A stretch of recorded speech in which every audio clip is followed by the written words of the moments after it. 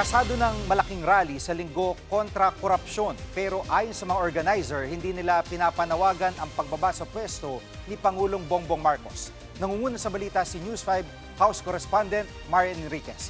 Marian, anong panindigan ng mga magrarally sa November 30?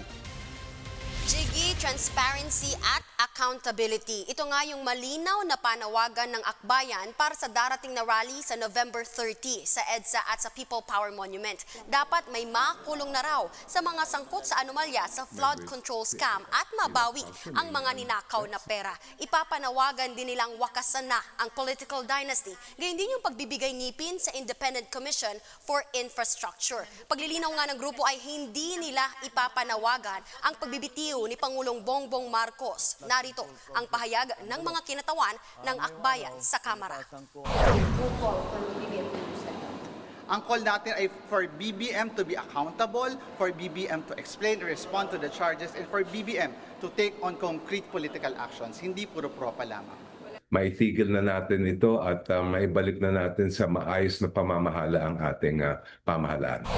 Jiggy, sa linggo mula alas 8 ng umaga, may mga magmamarcha na mula sa iba't ibang bahagi ng EDSA. Merong manggagaling ng EDSA Shrine, Temple Drive at lahat po sila pupunta sa People Power Monument.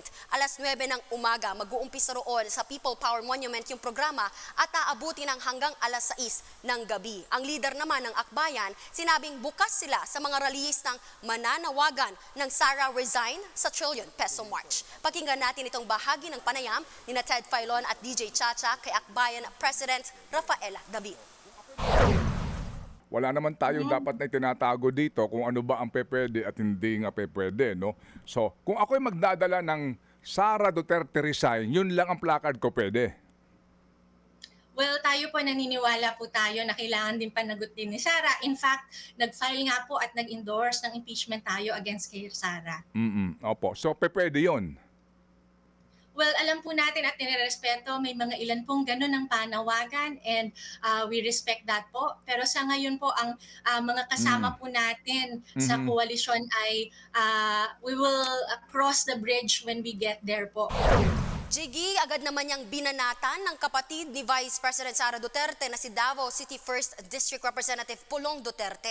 Tama na raw ang drama at kaplastikan. Scripting daw ang tawag kung papayagan ng Sara Resign pero ipagbabawal ang Marcos Resign.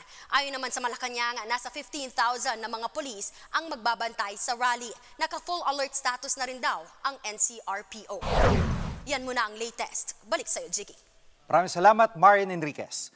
Mga kapatid, Jiggy Manikad po, pagdating sa mahalagang balita sa loob at labas ng bansa, dapat una sa lahat, mag-follow at mag-subscribe na sa social media pages ng News 5.